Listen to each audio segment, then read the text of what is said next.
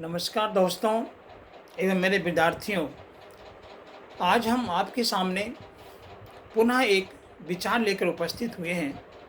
आज का विचार है, मानव क्यों दुखी होता है? हम सुखी क्यों नहीं रह पाते हैं? इसके पीछे कारण क्या है? मैं एक बात आप लोगों को बताना चाहता हूँ। ये शरीर क्षणभंगुर है, इसका कोई ठिकाना नहीं है। हम जीवात्मा हैं। जब तक इस शरीर में आत्मा है तभी तक ये जीव है। आत्मा इस शरीर से अलग हो जाता है, इस जीव का कोई महत्व नहीं होता। तो फिर हम क्यों दूसरों को दुख देते हैं? आपने देखा अहमदाबाद में कैसी घटना घटी।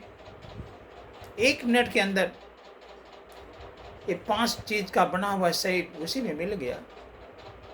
तो फिर क्यों हम दुखी होते हैं दूसरों के सुख को देख करके? ऐसा मत कीजिए।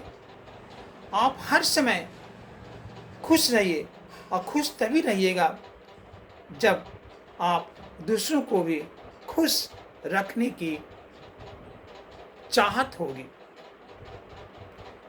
इसलिए ईश्वर पर विश्वास कीजिए और यथासंभव हो सके इस शरीर से दूसरों को भलाई कीजिए।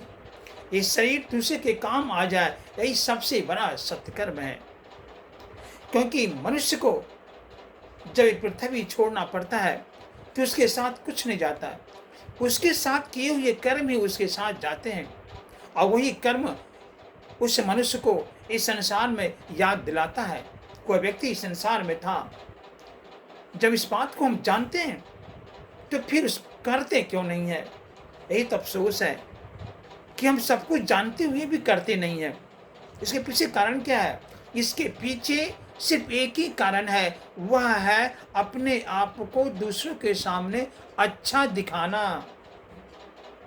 इस झूठी दिखावा से दूर रहिए और जो वास्तविक जीवन का लक्ष्य है उसके तरफ ध्यान दीजिए। फिर इसके बाद देखिए आपके पास कभी भी जीवन में दुख नहीं आएगा, सिर्फ और सिर्फ सुख और सुख ही आएगा। इसके सिवा कभी दुख नहीं आएगा। धन्यवाद।